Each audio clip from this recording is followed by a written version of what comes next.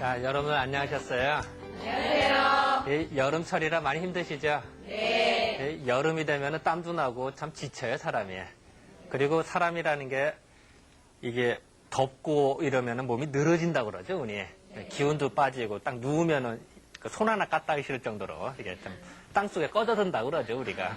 그래서 이제 참 피곤함을 느끼는데 그러다 보면 집안에서도 아이들이 그 땀 흘리고 지치다 보면 짜증이 늘어요.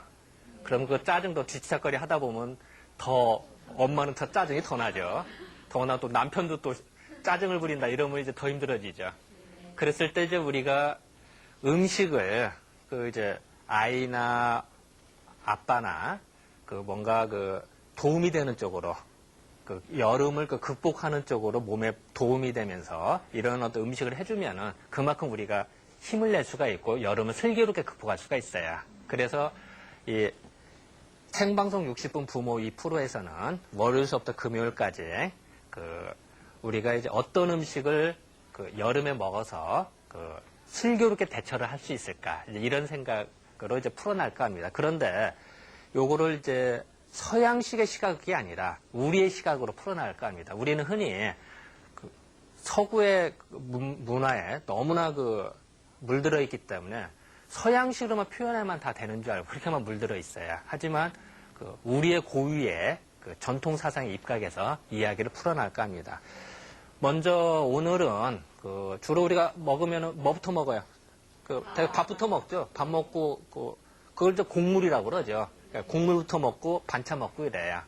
그래서 그 곡물 중에서 사실은 쌀 이야기를 해야 되는데 쌀은 이제 우리가 너무 많이 먹기 때문에 일단은 그 생략을 하고 곡물 중에 우리나라가 원산지인 게 있어요.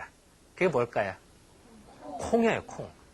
이 콩을 먹으면은 우리가 먹으면서 이게 우리나라가 세계 최고다라는 걸 인식하고 먹어야 될 것 같아서 그래서 이제 콩 이야기부터 풀어나갈까 합니다. 지금도 그 강원도 산골이나 그 시골에 가면은 이 시골길에 보면 그 야생콩들, 콩 그 조그만 것들, 야생콩들이 이렇게 자라는 걸 볼 수가 있어요. 그래서 이제 콩이 우리가 원산지인데요.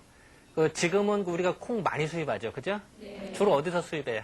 중국. 네, 중국, 뭐 미국 이런 데서 많이 수입을 해요. 그런데 옛날에는 우리가 전 세계 생산량의 그 상당수를 우리가 생산을 했어요. 그래서 우리가 오히려 수출을 했어요, 옛날에는. 불과 그게 70년 전, 80년 전 이야기예요. 근데 지금 완전 역전이 됐죠. 그래서 참 어떤 게 더 좋은지 참 헷갈리게 하는데 그 콩으로 우리가 주로 뭐 만들어 먹죠? 두부. 뭐 두부도 만들고 또 두유. 뭐 두유도 하고 뭐 또 뭐 콩나물도 먹고 또 뭐 콩비지도 먹고 콩자바, 콩꿍 뭐 많죠, 그죠? 네. 활용하는 데가 되게 많아요.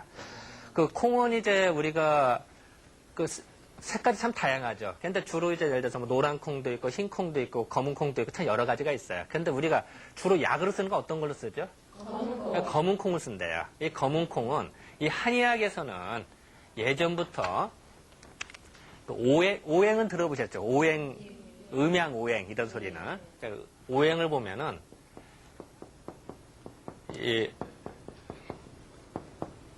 이런 식으로 오행을 목화토금서 이렇게 본대요. 그런데 이 수에 속하는 것이 검은색이 여기에 속한대요.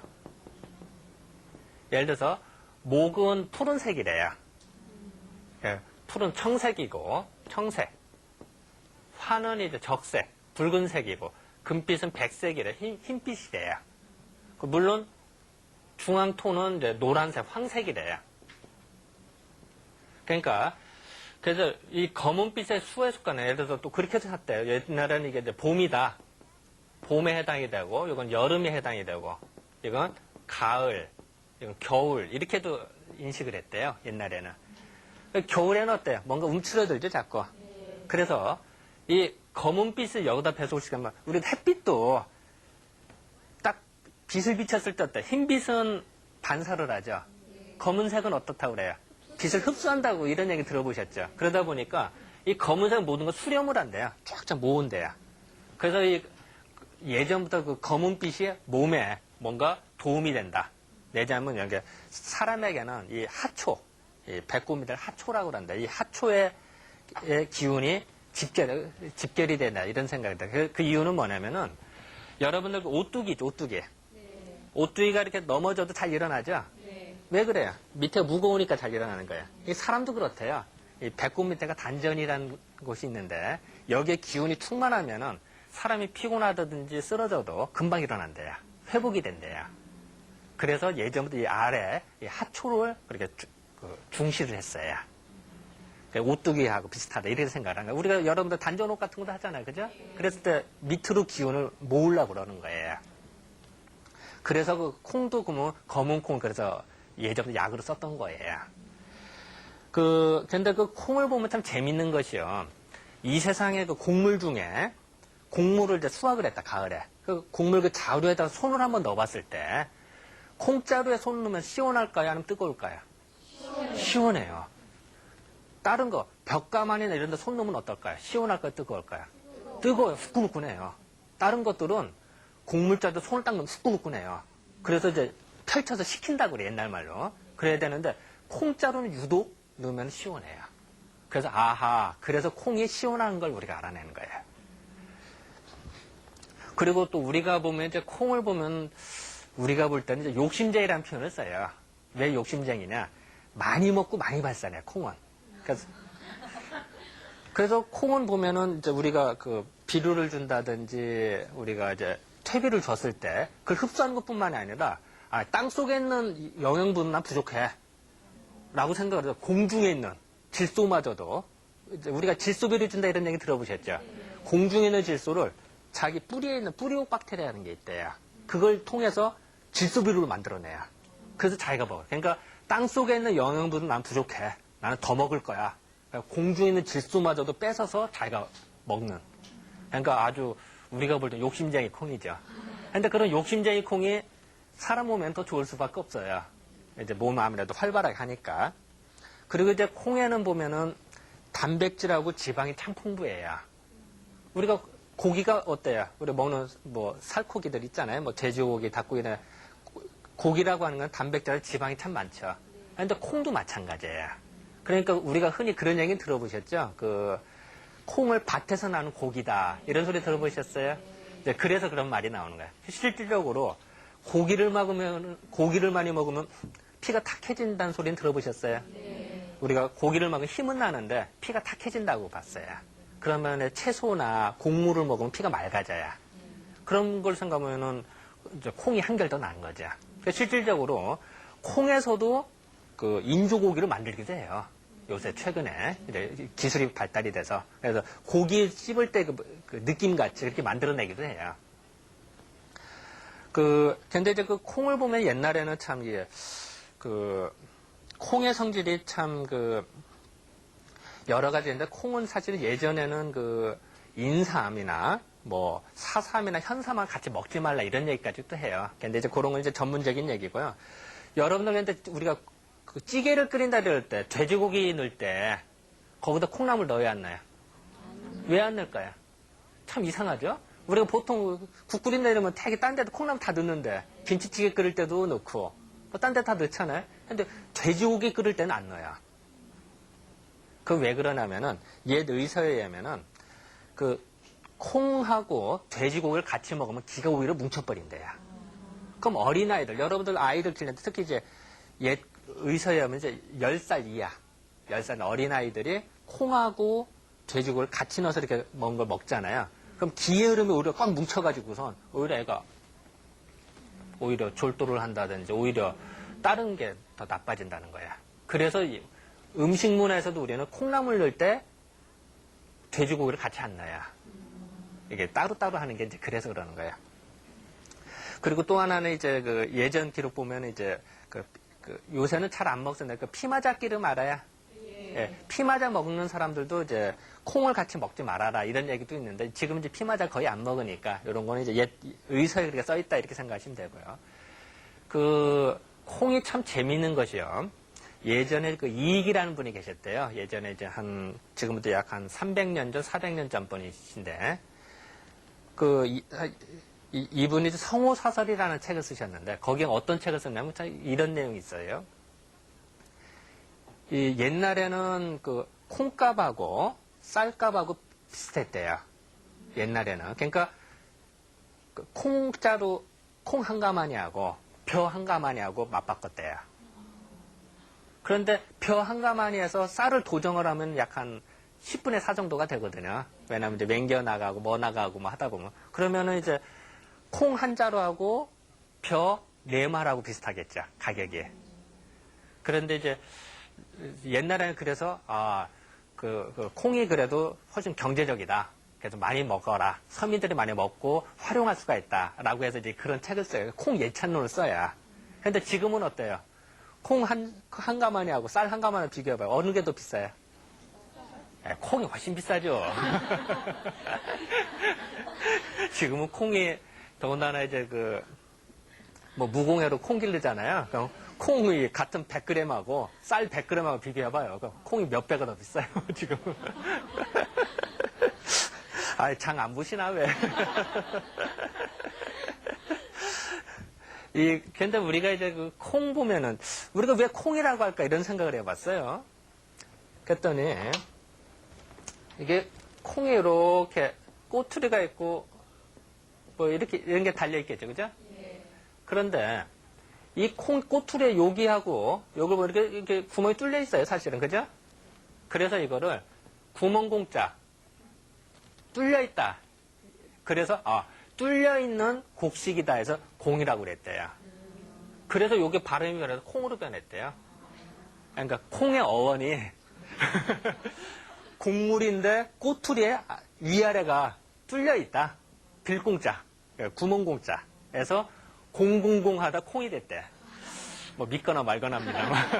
근데 이런 이야기가 뭐 내 얘기가 아니라 어느 책에 써 있냐면 이제 동원 고략이라는 책이 있어요. 옛날에 나온 책인데 이제 거기 보면 이제 우리나라 말이 어디서 어원이 됐나라는 쓴 책에 이제 거기에는 그렇게 설명이 돼 있어요. 뭐 어쨌든 뭐 재밌지 않아요? 이렇게 생각하는 것도. 그리고 이제 콩은 우리나라가 원산지다 보니까 중국에는 콩이 없었어요, 옛날에. 옛날에는 콩이 없었어요. 그래서 옛날에는 우리나라, 옛날에 이제 만주도 우리나라 땅이었으니까, 뭐 지금은 이제, 그렇습니다.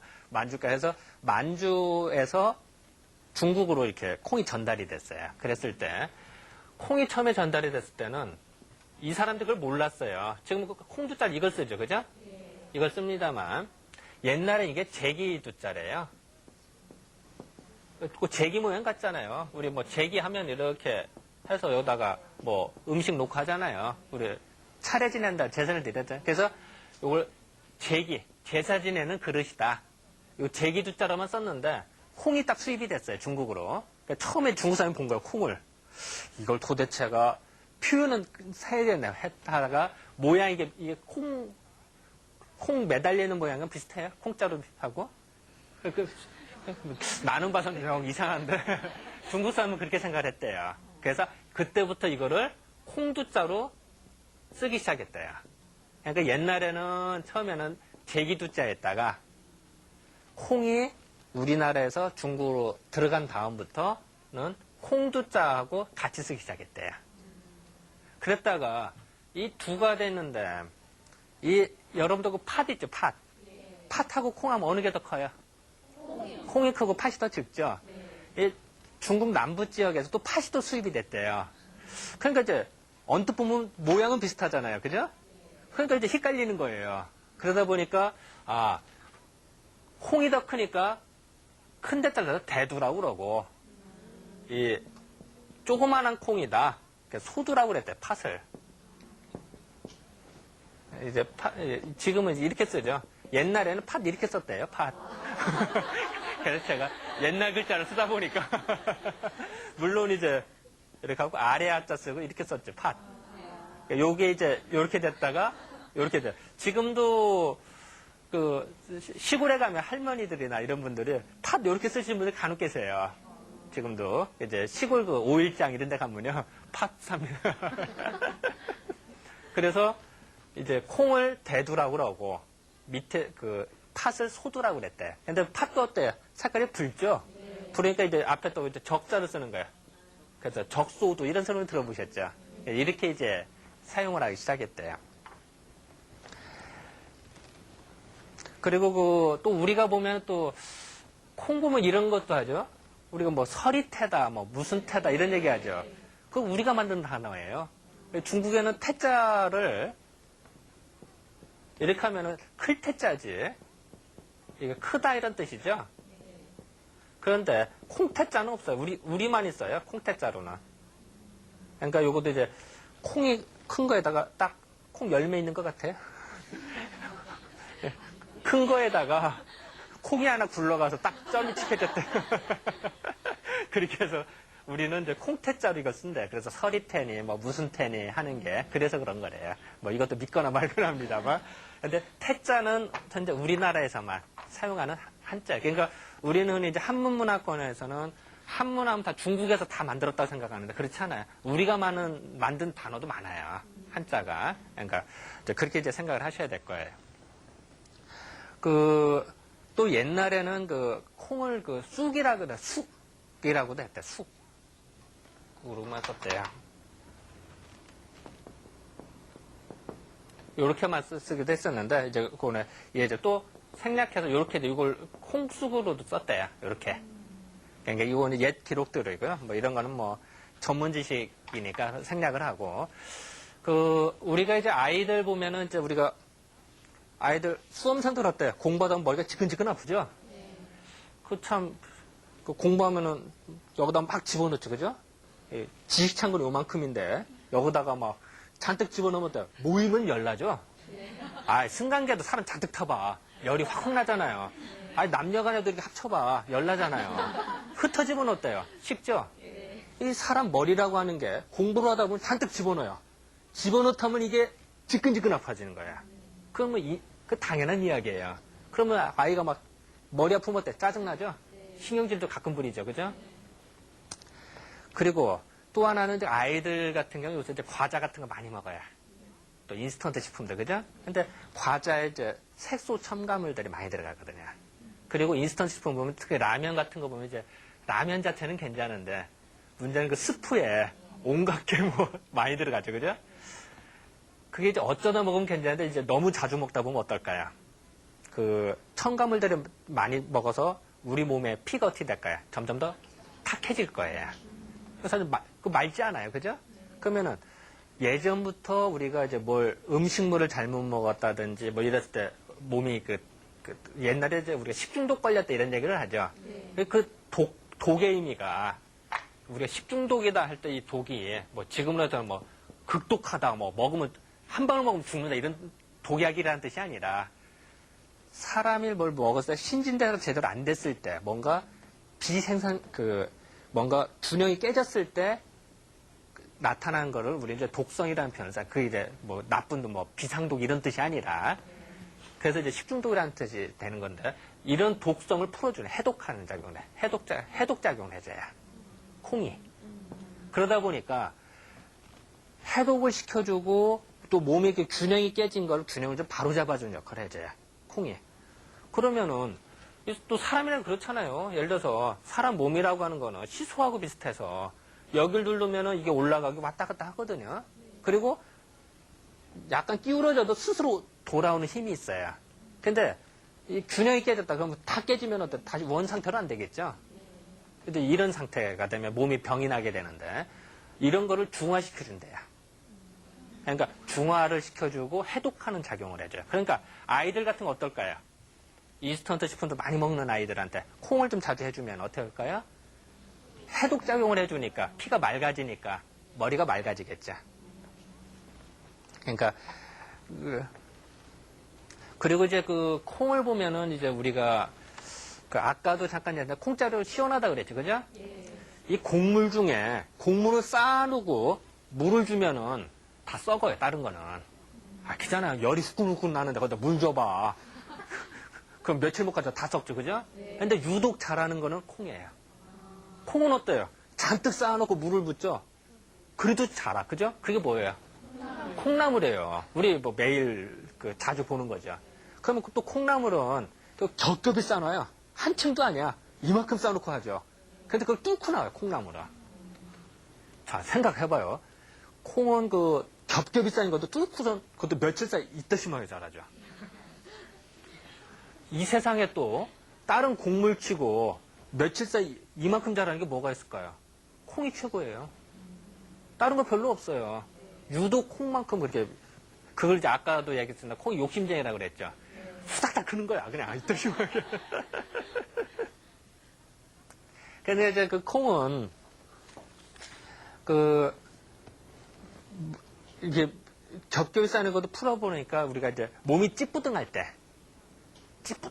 때 콩나물을 먹으면 몸이 풀려요. 그 대표적인 게 뭐예요? 여러분 감기 기운 있을 때 있죠. 감기 걸리면 어때요? 처음에 찌뿌듯하죠. 그리고 뒷골도 땡기고 뭐 뻣뻣하고 그러잖아요. 그럴 때 콩나물국에다 우리는 또 거기다 뭐 어때요? 또 고춧가루도 풀죠. 그래서 딱 먹으면 어때요? 시원하면서도 이렇게 서양 사람들이 그걸 번역을 못 한다는 거 아니야. 어떻게 콩나물 뜨끈뜨끈한 건데 그 뜨거운 거 먹고 나서 아이고 시원해 한단 말. 이거 참 번역이 정말 어려워. 서양 사람들은 이해를 못 하는 거야. 단지 서양 사람들은 온도계 온도로만 생각하거든요. 그게 아니라 콩나물 자체가 시원하다는 생각을 못 하는 거죠. 우리가 더구나 또 술 잔뜩 먹고 난 다음날 뭐예요? 해장할 때 뭐 먹어요? 콩나물국 먹어요. 그죠? 또 뭘 끓여도 콩나물 더 넣으면 또 시원해요, 음식에. 그 이유는 뭐냐면 콩이 시원하면서도 풀어주는 역할을 하기 때문에. 그래서 그러는 거예요. 그러니까 당연히 예전에 이런데 저릿저릿하다. 아이들 중에도 보면은 성장통 같이 이제 자란 아이들, 이제 다리 저리다, 종아리 알뱉다 이런 아이들이 있어요. 그랬을 때 알뱉은 게 뭐예요? 그리고 근육 뭉친 거예요. 그죠? 그랬을 때 콩나물 먹으면 어떨까요? 풀어주겠죠. 뭉친 거를 풀어주니까. 그럴 때 쓸 수가 있는 거예요. 또한 그 아이들 중에 보면은 이제 예를 들어서 시험 공부를 한다든지 머리가 지끈지끈 아프다. 그럴 때 어떻게 할까요? 감기는 아닙니다만 머리가 아프다. 이렇게 표현할 수가 있겠죠. 아이들은. 그럴 때 콩나물국 좀 어떨까요? 시원하면서 이거 풀어져요. 머리가 맑아지니까 공부를 더 할 수가 있겠죠. 그러니까 그것도 하나의 지혜인 거죠. 그래서 이제 더군다나 혹시 또 여러분들 우황청심환 아시죠? 네. 우리가 이제 중풍 걸린다든지 하면 우황청심환 하잖아요. 또 우리나라 옛날에도 우황청심 전 세계로 수출을 했어요. 옛날에도. 그러니까 요즘 사람들 중에는 뭐 중국 여행 갔다 오면 다 우황청심환 사온 사람들이 있는데 근데 그거는 이제 옛날부터 이제 그 중국 황실은 우리나라에서 수입된 우황청심환을 썼어요. 그러니까 중국 황제들은 항상 그걸 썼어요. 왜 그러냐면 우리나라에 나오는 우황, 그러니까 한우에서 나오는 우황이 세계 최고거든요. 그러니까 우리나라가 좋을 수밖에 없어요. 그러니까 당연히 했는데, 그러니까 중국 가서 사오는 건 조금 이제 좀 잘못 알고 있는 거죠. 근데 그 우황청심에 콩나물이 들어가요. 그래서 사람들이 우황청심에 콩나물 쓴다면 에헤, 그 뭐 별거 아니에요. 콩나물이 잘 싸니까. 근데 콩나물을 뭐라고 하면 이제 콩을 아까 대두라고 그랬죠. 그리고 콩나물이 노란하죠. 그리고 모양이 같고 주먹진 것 같죠? 이렇게 해서 뿔소리 크잖아요. 그러다 보니까 이거를 이제 유식하게 말하면 대두황과. 이제 아까 콩을 대두라고 그랬잖아요. 대두인데 노란색 나는 거 마치 주먹을 쥔 것 같다. 그래서 대두황건이라고 그래서 우황청심에 대두황건 쓰면 야, 참 잘 모르니까 참 대단하다고 생각하고 콩나물 쓴다면 하고 이제 그런 것들이, 예를 들어서 뭐 그런 건 맞죠. 예를 들어서 나무 중에도 우리가 뭐 마로니에 나무 밑에서 사랑을 속삭이다가 막 대단하게 생각해. 그죠? 근데 치렵수 나무 밑에서 사랑을 속삭이면 하는. 마로니에가 잎이 7개거든요. 근데 치렵수라고 그래, 옛날부터. 그러니까 느낌 이상하죠. 그죠? 그리고 이제 또 콩나물 보면 재밌는 것이요. 콩에는 비타민C가 없거든요. 근데 콩나물 기르면 비타민C가 있어요. 새로 생겨나요. 그거는, 그래서 예전에 이제 이야기 중에 러시아하고 일본하고 한번 대판 싸웠대요. 지금 한 100년 전 정도에. 이제, 거기가 이제 여순이라는 동네에서 이제 싸우는데, 러시아 군대가 있고 일본 군대 포위를 했대요. 도시를 포위를 했으니까, 도시를 포위하면 채소 공급이 안 돼요. 근데 그러다 보니까, 이제 채소를 못 먹으면 비타민C 공급이 안 되고, 그러다 보니까 당연히 러시아 군대가 괴혈병에 걸려요. 비타민C가 공급이 안 되면 그렇게 되거든요. 그러니까 전쟁을 할 수가 없어요. 그러니까 이제 항복을 했는데, 아주 웃기게도 일본군이 이제 들어가서 보니까 집집마다 이 여순이 만주니까 거기는 콩이 많이 나온다 그랬죠. 그죠? 그러니까 집집마다 창고마다 다 콩이 있었던 거야. 그런데 콩나물을 길러 먹었다면은 비타민C 공급이 됐으니까 괴혈병이 안 걸려. 그러면 전쟁이 어떻게 될지 몰랐죠. 근데 역사에서는 가정이라는 건 없습니다만 어쨌든 러시아 군대 사람들은 콩나물 길러는 점을 몰랐던 거예요. 그러니까 이제 그런 이제 결과가 빚어죠. 그래서 어쨌든 우리는 이제 콩나물의 문화가 이제 그래서 이제 생겨났다 이렇게 생각하면 될 것 같아요. 콩 하면 이제 하나만 더 마지막으로 더 얘기를 해드리면 콩으로 만들 수 있는 것 중에 제일 좋은 게 뭐예요? 두부죠, 두부. 우리는 이 두부 하면은 부자가 썩을 부자예요. 콩 썩었냐 하는데 그게 아니라 그때의 부자는 콩을 우리가 가루내자 이게 물에다 불렸다가 이렇게 갈잖아요. 이제 그런 거품 나고 가루냈다 이런 뜻이 돼 있는 거예요. 그게 부라고 하는 거지. 썩었다 이런 뜻이 아니에요. 가끔 가다 보면 그런 사람들이 있어서 얘기를 하는데 일례를만 하나 드릴까요? 이 콩이라고 하는 건 아까 기운이 많이 먹고 많이 받으니까 쭉 퍼지는 기운이 강해요. 그런데 그 콩을 두부로 만들 때는 뭘 넣어요, 우리가? 간수를 넣죠. 그죠? 간수는 말 소금의 정수예요. 소금이라는 건 기운이 응축이 되는 거거든요. 그러니까 콩이 이렇게 퍼져나가는 기운을 간수를 넣어서 막 응축을 시켜서 그 두부가 되는 거예요. 그런데 거기다가 만약에 무즙을 넣잖아요, 무. 그러면은 두부가 안 돼요. 이 무라고 하는 건 퍼지는 기운이 강한데 그렇지 않아도 간수를 넣어서 딱 응축을 하는데 오히려 퍼져버리면 문제가 되죠. 그래서 예전부터 두부 먹고 체하잖아요. 그러면 꼭 무즙을 먹으면 특효약이에요.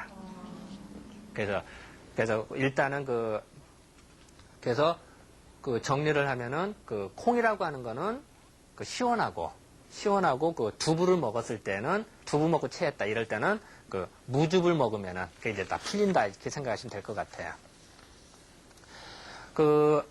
콩하고 이렇게 먹다 보면 이제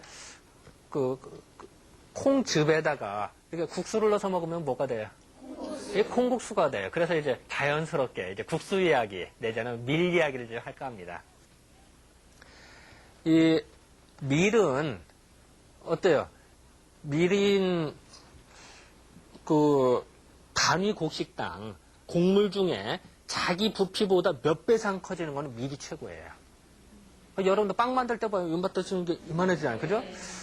물론 이제 뭐 효소를 넣고 다른 것도 넣습니다만 어쨌든 밀에는 자기보다 몇 배 이상 커져요. 그거를 우리 이제 사상의학에서는 뭔가 뿜어내는 기운이 강하다 이런 생각이 들어요. 그래서 밀에는 뭔가 그걸 이제 뿜어내는 기운이니까 이제 우리는 호산지기가 강하다 이렇게도 표현을 하는데요. 여러분들 우리가 날씨가 우중충하다.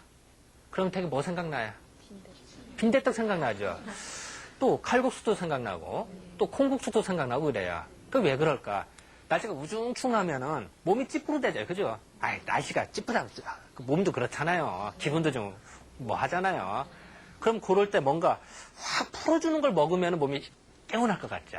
그래서 자기도 모르게 날씨가 우중충한데 비가 우두우둑 떨어진다 이러면 빈대떡 생각나는 거예요. 그러면 여러분들이 만약에 칼국수점을 한다든지 아니면은 뭐 국수점을 한다든지 뭐 이랬을 때 일개부로 봤을 때 내일 비가 올 것 같습니다. 그러면은 재료를 더 많이 준비할까요? 조금 준비할까요? 그것도 하나의 생활의 지혜인 거예요. 그런데 또 햇빛 쨍쨍 찌들 날 물씨가 덥고 햇빛 쨍쨍 찌들 때 칼국수나 아니면 콩국수 이런 거 먹을 때 보면은 옛날 할머니들이 소금을 더 넣는 거 봤어요? 희한하게도 옛날 할머니들이 간을 하시면은 넣을 때 더 넣어요. 왜 더 넣을까요? 이게 이제 보통 사람이 이렇게 대답을 해요. 우리의 보통 생각은 여름철 햇빛 쨍쨍 쬐으니까 땀을 흘렸으니까 소금을 보충해야 된다. 이런 생각하는 게 정상이에요. 근데 이제 물론 틀린 얘기는 아니에요. 근데 우리 시각은 어떻게 보냐면요. 아까 소금이란 건 어떤 역할을 한다고 그랬어요? 응축하고 수렴한다고 그랬잖아요. 그래서 우리 배추절일 때 소금 넣으면 줄어들잖아요. 젓갈 담을 때 소금 넣으면 확 줄어들잖아요. 뭔가 응축한 힘이 강하다. 그래서 아까 두부 만들 때도 그거 한다고 그랬잖아요. 그죠? 물론 소금은 아닌데 간수입니다만 어쨌든 간수도 소금에서 나온 거니까. 이 칼국수나 국수, 콩국수 이런 거 보면은 아까 국수 자체가 밀의 성분이 퍼지는 기운이 강하다고 그랬죠? 부풀어야. 그거를 소금을 넣어서 뭔가 응축을 시켜주면은 중화가 되겠죠. 그러면 더 맛이 좋아져요. 그래서 햇빛 쨍쨍 칠 때에는 국수 요리에는 소금을 조금 더 넣어야. 경험적으로. 그거를 뭐 스푼으로 넣는 사람, 맨날 그릇수 재는 사람은 이해하기 어렵죠. 옛날 할머니들은 더 넣어요. 그래서 우리가 더운 지역, 남부 지역, 더운 지역에 가면 김치 먹으면 어때? 더 짜요, 아니면 싱거워요? 왜 더 짤까요? 더운 지역으로 갈수록 더 짜요. 추운 지역으로 갈수록 김치는 더 싱거워요. 그죠? 그 이유는 뭐냐면은, 물론 어떤 사람 아까도 해서 막 햇빛 쨍쨍 쪄서 더워서 땀 흘려서 그렇다라고 설명할 수도 있지만, 사실은 더운 지역에서는 몸이 늘어진단 말이에요. 그죠? 그랬을 때 소금을 좀 넣으면 뭔가 응축이 되니까 생기가 좀 돌죠. 네, 그런 의미도 좀 있습니다. 그러니까 그거는 이제 한의학적인 시각으로 봤을 때 이제 그렇게 해석이 가능하다는 얘기죠. 그리고 여러분도 결혼식 집에 가면은 간혹 요새 시골이나 이런 데 결혼식 가면 국수 먹는 거 봤어요? 네. 우리가 흔히 결혼 안 하는 은유적인 국수 안 내놓냐고 이런 표현도 하죠. 네. 왜 굳이 국수를 내놓을까요? 예? 맞아요. 그 면을 보면은 밀이 쫀득쫀득 하거든요. 찰기가 있으니까 길게 나올 수가 있어요. 그래서 우리가 밀가루 풀에서 뭐 바르기도 하잖아요. 밀은 점착성이 있거나 붙이는 힘이 강한데 이 길게 빼면은 그게 이제 오래오래 살겠죠. 그죠? 그래서 오래오래 좀 살아라. 찐득하게 가늘고 길게 살아라. 그런 의미도 좀 있고 또 하나는 예전에 인스턴트 식품이었어요. 손님이 왔을 때 많은 사람한테 내놓기 가장 좋은 게 떡국하고 국수였어요. 지금도 손님 갑자기 모레치면 어떻게 해요? 떡국 끓이기가 제일 좋죠. 네. 국물에도 계속 끓여놨을 때 국수도 한번 끓였다가 이렇게 한번 하면 제일 좋죠. 그래서 이제 예전에 잔치집에서 사용한 거는 오래 산다는 의미도 있습니다만 사실은 이제 지금으로 따지면은 인스턴트 식품 대량으로 많이 순간 만들어서 이제 줘야 되는 이런 어떤 이치도 좀 됩니다.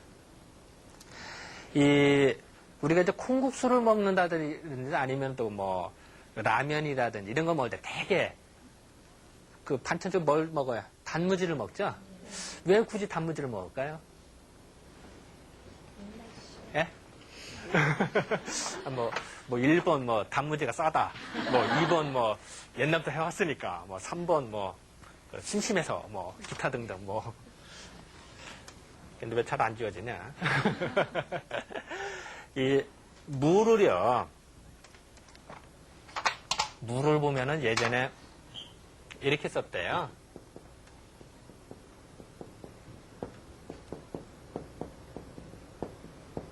내복이라고 그랬대요. 이게 물을. 여기 올레자예요. 내가 쓰기로는 다 이렇게 썼습니다만. 이게 지금 이제 올레자로 쓰죠? 왕래한다, 이럴 때 이렇게 쓰죠. 근데 옛날에는 밀레자래. 우리 먹는 밀이 있죠? 밀가루. 밀의 의미였대요. 밀이 해마다 오잖아요. 그러면은, 이 복은 뭐야? 우리가 복종시킨다 이런 얘기죠. 누굴 복종시킨다 이 복자 쓰잖아요. 예? 한번 공부 안 했어요? 그러면 이거 무슨 뜻이 될까요? 밀을 복종시킨다 이런 뜻이 되겠죠.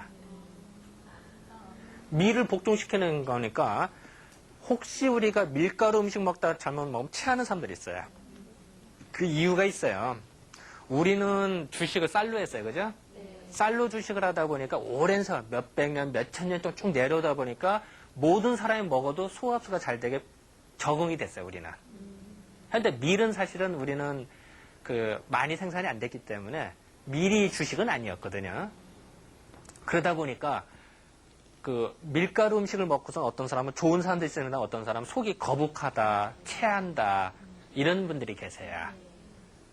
그랬을 때 밀가루의 독성을 풀어주는 게 무예요. 그래서 우리가 라면 먹는다든지 이렇게 밀가루 음식을 먹을 때 꼭 단무지를 같이 먹는 이유 중에 하나가 가격이 싸서 그런 것도 있겠습니다만 사실은 혹시 있을지도 모르는 소화불량을 예방 차원에서 그걸 같이 먹어주는 거예요. 그래서 이제 예전 기록을 보면은 옛날 스님 이제 바라문이라고 그러거든요. 스님이 이제 인도에 사는 스님이 중국을 왔대요. 중국에 와서 처음에 그 국수를 막 먹더래요. 국수를 먹는 걸 보고 아, 이 사람들이 국수 이렇게 많이 먹으면 체할 텐데 매일같이 먹어서 걱정을 했대요. 근데 체하는 사람이 없어. 이상하게 이렇게 봤더니 그 국수를 먹어서 꼭 물을 같이 먹었다는 거예요.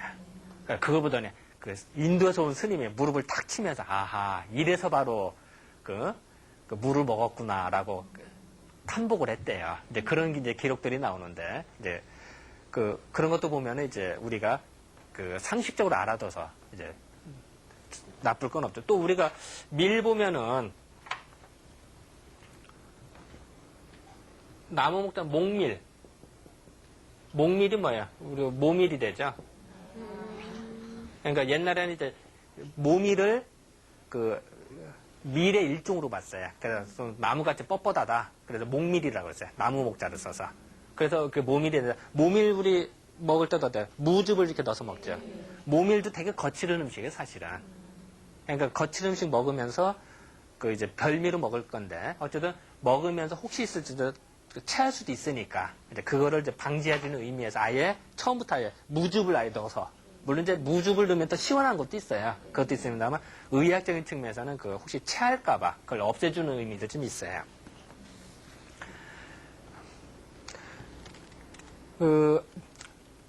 그리고 이제 그 밀은 아까 밀가루 음식은 뜨거울까요? 차가울까요? 그 약간 그 논란의 소지는 좀 있어요. 어떤 사람 뜨겁다, 차갑다, 옛 고서에 보면 여러 가지 일이 있습니다만 일단은 밀은 추나 추동의 기운이 다 있어요. 자, 가을에 심어서 겨울을 지나 봄에 지나서 여름에 수확해요. 그러니까 추나 추동의 기운이 다 있어요. 네 가지 기운이 다 있대요. 하나는 뜨겁고 차갑고 이게 다 있다는 거예요. 자, 그러면 참 이제 사람 입장에서 어느 때는 뜨겁다고 그러고 어느 때는 차갑다고 그러고 참 헷갈릴 수밖에 없죠. 우리 입장에서는. 그죠? 그런데 일단은 그 밀을 먹으면은 그 전체적으로는 시원하다 생각하시면 돼요. 겨울기운이 강하다 보니까. 그래서 이제 그것이 대표적인 게 이제 그 우리가 이제 맹류라고 하는데요. 보리나 밀을 다 맹류라고 그러죠?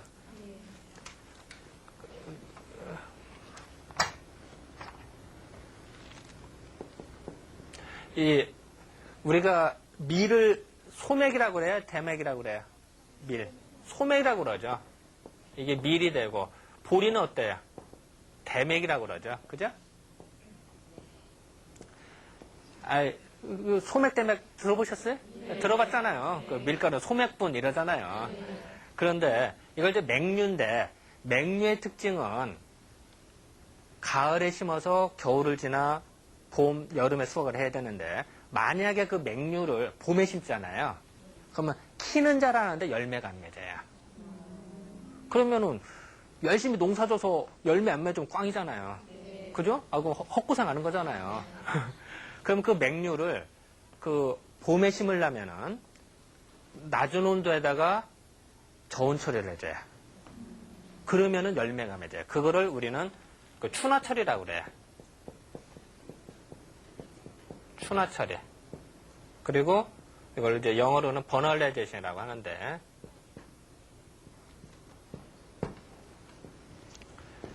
그런데 이것이 서양에서는 1910년대에 처음으로 발견이 됐어요. 모스크바의 루센코 박사에서 발견이 됐거든요. 그런데 우리나라에서는 서양보다 무려 300년이 앞서 1600년대에 농가원량이라는 경상북도 지역에서 농가원량이라는 책에서 보리나 밀을 심을 때 특히 맹류, 보리 같은 거는 봄에 심을 때 얼려서 심어라. 얼보리라는 표현이 나요. 얼보리. 보리를 얼려서 심어라. 그러니까 서양보다 300년 앞선 거예요. 우리가 말로만 우리가 문화민족이다 문화민족이다 할 게 아니에요. 증거를 보여야 돼요. 이런. 대단하지 않아요? 이럴 땐 박수 한번 치고 합시다. 우리나라 대단한 거. 내가 대단한 게 아니라 우리 손주들이 대단한 거야. 그래서 이제 사실 이런 거를 발견하고 밝혀주는 게 학자들의 책임이에요. 사실은 이제 그래요. 저만 해도 농대 다닐 때는 우리나라가 1600년 했다는 얘기를 못 들어봤어요. 맨날 시험을 보는데 추나철이 서양에 뭐 1910년대에 발견된 이게 맨날 시험 문제에 썼어요. 아주 중요한 거야. 농업에서는 대혁명과 같거든요. 그래도 저는 이제 그런 줄 알았어요. 근데 공부를 하다 보니까 웬걸? 우리는 서양보다 300년이나 앞서서 우리는 하고 있다는 거예요. 이런 걸 또 밝혀내는 게 우리들의 책임인 거죠. 근데 그 밀은 콩국수 같은 경우는 어떨까요? 아까 시원하다 그랬죠? 그러면은 아이 중에 열이 많은 한테 좋겠어요? 아니면 몸이 냉한 아이한테 좋겠어요? 열 많고 잘 때 꼭 배 내놓고 자는 아이들이 있어요. 그리고 이제 뭐 손발 만지면 열이 화끈화끈한 아이들. 이런 아이들 아주 좋겠죠. 그리고 또한 수험생들. 아까 뭐라고 그랬어요? 지식을 잔뜩 넣으면 지근지근 아프다고 그랬죠. 그런 아이한테 당연히 좋겠죠. 그런데 거꾸로 손발이 차갑다든지 아니면 배가 차가운 애들이 있어요. 아랫배가 차가워. 그리고 밥만 먹었다면 화장실 가는 아이들이 있어요. 또 아니면 아이스크림이나 수박 이런 거 뭐 먹자마자 설사하는 아이들. 그리고 또 어떤 아이들은 흔히 이제 우리 가끔 가다 배 아프다는 애들이 있어요. 밥 먹기 싫으면 꼭 배 아프다는 아이들. 그거는 꼭 알아두셔야 될 것 같은데요. 예, 부모 입장에서는 알아두셔야 되는 게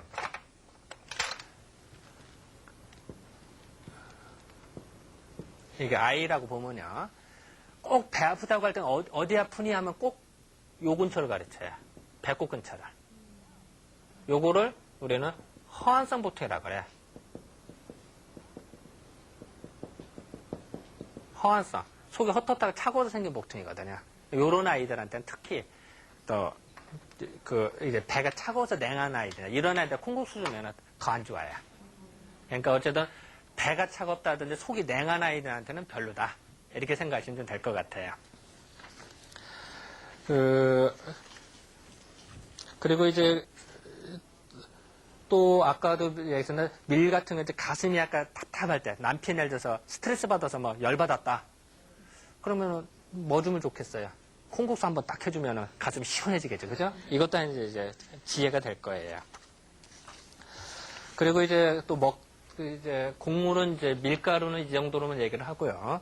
우리가 이제 또 여름철에 또 먹는 별미 중에 하나가 또 옥수수예요. 그죠? 이 옥수수 먹으면 참 가을 맛도 나기도 하고 여름 맛도 나기도 하고 그렇죠. 또 한참 더울 때 땀 흘리고 나서 옥수수 먹으면 또 맛도 괜찮죠. 근데 우리는 옥수수를 뭐 이렇게 사람이 간식으로만 생각하는데 그게 아니라 옥수수가 전 세계 3대 식량 중에 하나예요.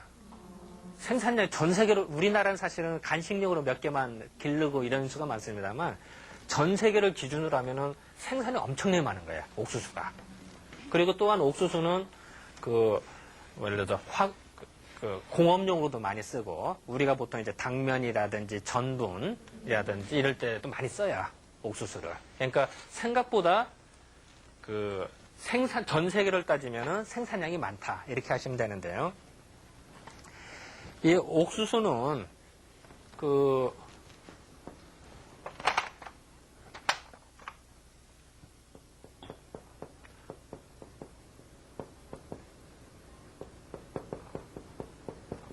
한문으로 옥촉소라고 그래요. 옥촉서.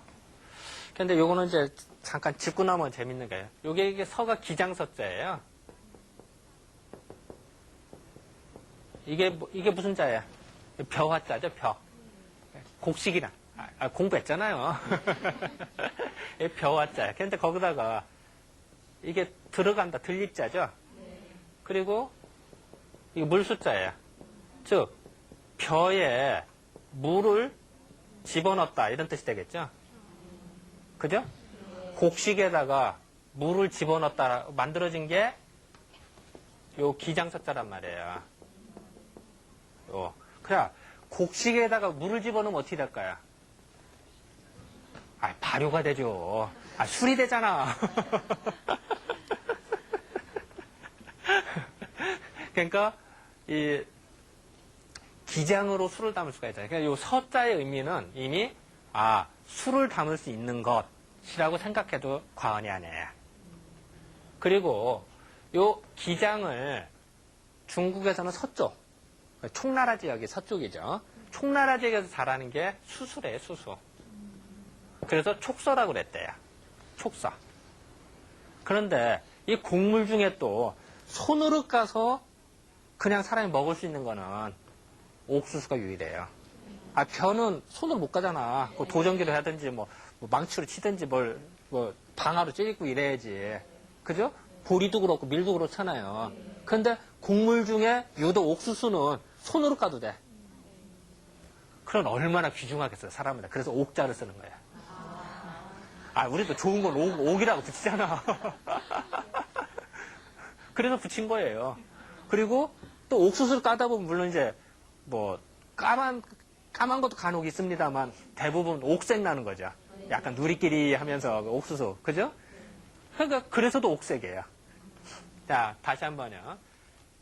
기장 중에 중국 서쪽에 나는 게 수수 같은 건데, 수수 같은 건데 꼭 손으로 까서 먹을 수 있는 유일한 것이 옥수수. 그래서 만든 단어예요. 그래서 옥수수가 된 거. 자, 우리도 옥수수가 된 것도 뭘까요? 수수 중에 아까 구소록자 쓴다 그랬죠? 그래서 옥수수가 된 거예요. 수수 중에 까서 먹을 수 있는 거. 옥자를 써서 옥수수. 이해가 되시겠죠? 그러니까 이제 이런 어원을 알면 옥수수 하면 방앗 간서 안 깐다. 손으로 까서 먹을 수 있는 게 알아차려야지. 그리고 또 하나는 술을 담글 수 있는 거다. 그래서 이 기장이나 수수나 옥수수를 술을 담아야. 그래서 그 중국에서 보면은 그 고량주 있죠. 고량이 수수로 만든 거죠. 고량. 그리고 예를 들어서 기장으로 넣어 옥수수도 다 술 만드는 거야. 이제 그래서 이제 그런 것들을 이제 상식적으로 알아두면 되죠. 그 옥수수 보면 이제 그 서육을 하는 분이 계셨어요. 우리 지금부터 약 한 300년 전, 한 2, 300년 전 되시는데 서육을 하는 분이 참 대단하신 분이세요. 그 3대에 걸쳐서 논문을 쓰세요. 책을 쓰시고. 그러니까 할아버지, 아버지, 자기 때에서 또 그러니까 몇십 년에 걸쳐서 연구하는 집안에 달성서씨 집안이 참 대단한 집안. 그래서 그 서육을 하는 분이 마지막으로 총 집대성이 된 것이 이제 임원경제지라는 책이 있어요. 그러니까 정말 대단한 방대한 책인데요. 또 실질적으로 그 중국에서 그 제일 자랑하는 게 본초강모라는 책이 있어요. 혹시 들어보셨어요? 본초강모? 중국에서 식물학사전이라 생각하시면 돼요. 중국에서는 대단한 책을 지금도 많이 이용을 해요. 그리고 정말 방대해요. 그 명나라 때 나온 책인데. 근데 그 본초강목에서 틀린 것들을 조목조목 지적하는 게 서유구, 우리나라 사람이에요. 임원경제지에서 조목조목 걸 지적을 해요. 그러니까 중국 사람들이 그렇게 자랑하는 게 본초강목인데 우리나라 사람 보면 고개를 탁 숙인다고. 자기네 실수한 걸 우리가 다 지적하고 있으니까. 근데 이제 그 서육을 하는 분이 이제 또 임원경제지인데 또 행포지라는 또 책도 쓰셨는데 거기에는 뭐라 써냐면 우리나라 사람들이 그 옥수수가 상당히 참 좋은데 실질적으로 그 밀가루에 대적할 수 있고 상당히 좋은데 너무나 우리는 하찮게 여긴다.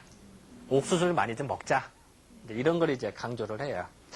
자, 여러분 근데 우리나라 언제부터 옥수수 있었을까요? 네? 자, 그럼 세종대왕님 옥수수 드셨을까 안 드셨을까? 예?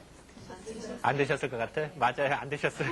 그때는 옥수수가 없었어요. 옥수수는 콜럼버스가 미대륙을 발견한 다음에 그것이 이제 유럽이나 동양에 전파가 됐어요. 그러니까 당연히 있을 수가 없죠.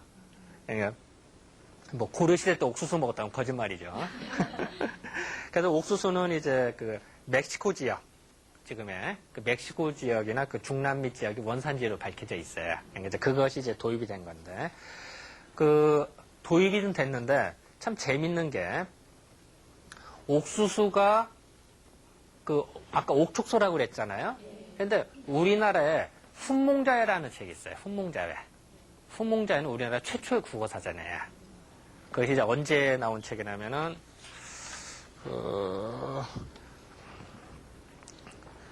1527년에 나왔네. 근데 거기에 보면 어떤 율무 있죠, 율무.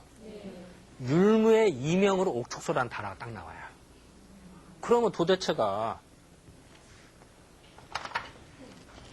1527년에 훈몽자회라는 책이 있었는데 우리나라 최초 국어사전이라고 했어요.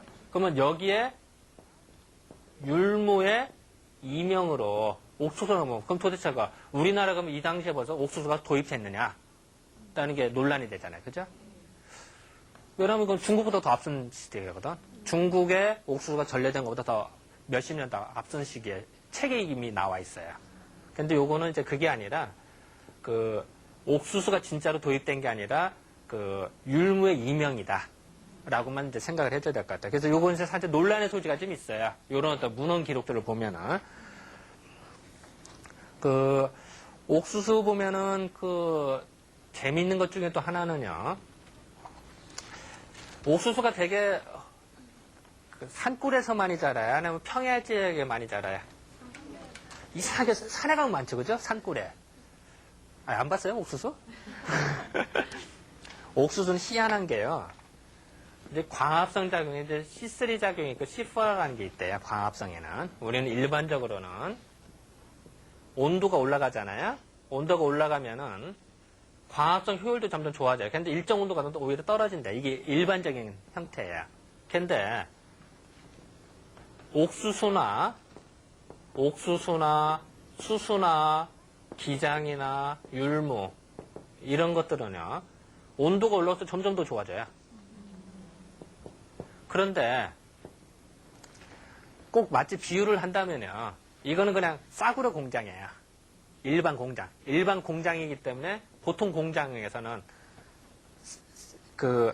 공장은 삐그덕거리면서 생산도 합니다만 아이고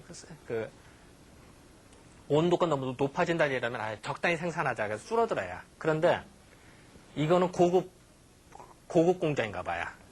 고급 공장으로서 온도가 올라가서 생산도 아주 좋대요. 그런데 단점은 뭐냐면은 이제 밤이 됐어요. 밤이 되면은 공장도 문 닫아야 될 거 아니야. 문은 닫았는데 고급일수록 기초 유지 비용도 많이 들어. 그러니까 낮에 열심히 광합성에서 생산한 거 밤에 다 까먹어. 얘는 싸구려 공장이니까 밤에 기초적으로 공장 운영하는데 에너지가 별로 안 들어요. 그러니까 낮에도 조금 생산하고 밤에는 안 쓰고 여기는 낮에 와장창 생산하다가 밤에 다 까먹어요. 원래 고급일수록 유지하기가 힘든 거예요. 옷도 그렇잖아요. 옷도 이렇게 고급일수록 손질이 많이 가잖아요. 그죠? 싸구려 옷은 아무렇게나 입어도 되잖아요. 네, 그렇게 생각하시면 돼요. 자, 그런데 이런 것들은 그러면은 낮에는 온도가 높을수록 좋은 거, 그죠? 밤에는 어떨까요? 온도가 떨어질수록 좋겠죠. 온도가 떨어지면은 그나마 기초 공장 운영하는 에너지가 들겠죠. 그래서 이제 이런 것들은 산골에서 많이 자라는 거예요. 그러니까 즉 일교차가 심한 곳. 그러니까 요런 것들은 어디서 많이 자라요? 그러니까 강원도 산골이라든지 만주벌판 이런 데 일교차가 심하죠. 이런 데서 농사 지으면 잘 돼요. 근데 이제 평야 지역, 해변가 이런 데 어떨까? 일교차가 별로 안 나죠. 근데 농사 지면은 간식거리는 좋습니다만 대량으로 하는 거는 조금 상식 이해하겠죠. 근데 우리 사상의학에서는 요런 것들의 상당수가 우리는 태음인한테 좋다고 얘기를 해요. 태음인이 보면은 왜 그러냐면요. 아이들 중에 어른도 그렇습니다만 찌개 먹으면서 땀 흘리는 아이들 있어요. 밥만 먹으면서 땀 뻘뻘 내요. 또 땀도 뚝뚝 떨어지는 아이들이 있어요. 그리고 또한 허리도 좀 두껍고 그리고 맹기적거리고 했던 얘기 또 하고 이제 똥꼬집 뿌리고 아이들 중에 이제 앉아 있으면은 마치 맹기적거리는 아이들이 있거든요. 그러니까 그런 아이들한테 뭔가 확 풀어주면 속이 풀어지면서 좀 활발해지거나 아이가. 그랬을 때도 우리가 서야 된다라고 이제 이해를 해요. 그래서 이제 옥수수는 우리가 이제 또 하나 할 거는 아이들 중에 옥수수 티박 같은 거 있죠. 옥수수 티박도 옛날부터 있었어요. 본초강목에도 써 있어요. 우리 팝콘 있죠? 팝콘이 그때 써 있었어요. 우리는 어떤 팝콘이 요새 거라고 하는데 그렇지 않아요. 근데 옥수수를 보면 이렇게 많이 먹고 많이 발산하다 보니까 잇몸 질환 있죠? 잇몸 질환에도 그걸 써요. 이가 약하다든지 이가 뜬다든지 이랬을 때 잇몸 질환 제로도 우리가 이제 사용을 해요. 그래서 어쨌든 옥수수는 약간 여름에 수확을 하다 보면 약간 따뜻한 기운이 있어요. 그래서 속이 냉한 아이들 있죠? 그런 아이들은 보리차 먹으면 설사하는 아이들. 그런 아이들은 이제 옥수수차를 줘요. 그럼 속이 좀 따뜻해져서 설사를 안 하게 되겠죠. 그것도 이제 하나의 이제 지혜가 될 거예요. 근데 옥수수 보면 우리나라보다도 서양에서 더 민간요법이 더 많이 발달했어요, 사실은. 이제 그런 특징이 좀 있어요. 제가 이제 오늘 이제 뭐 두서없이 뭐 이런저런 이야기를 했는데요. 제일 중요한 거는 아이들이 이렇게 크면서 열받았을 때 열을 좀 풀어줘야겠다. 그리고 넉넉하게 해줘야겠다. 그리고 더 중요한 거는 아이를 기분 좋게 해야 돼요. 기분 좋으면 아무리 거친 음식도 소화도 잘 돼요. 근데 아무리 좋은 것도 기분 나쁘게 먹으면 이거 얹혀. 좋지 않아요. 그러니까 그 여름철에 짜증난다고 서로 짜증 부릴 게 아니라 서로 좋게 그러면서도 이렇게 무난하게 넘기는 게 중요한 거지. 이거 그냥 서로 투닥거린다. 이건 좀 별로겠죠. 이렇게 생각하시고, 그리고 또 제가 이제 아까 말한 것 중에 이제 그 이런 것들은 이제 우리나라 시각으로 자꾸 봐야겠다. 이런 것들이 중요하지. 서양 시각으로 보는 것도 물론 중요하지만 우리께 너무 지금 그 맥이 끊어져 있다. 이걸 이제 있는 자리 이렇게 생각하시면 될 것 같아요. 그래서 오늘은 이제 그 곡물류에 대해서 잠깐 설명을 좀 해드렸고요. 이제 내일은 그 약이 되는 채소 중에 이제 주로 이제 그 엽채류, 그 잎을 주로 사용하는 채소에 대해서 중점적으로 설명해 드릴까 합니다. 자, 그러면은 지금까지 쭉 경청해 주셔서 감사드립니다. 네, 감사합니다.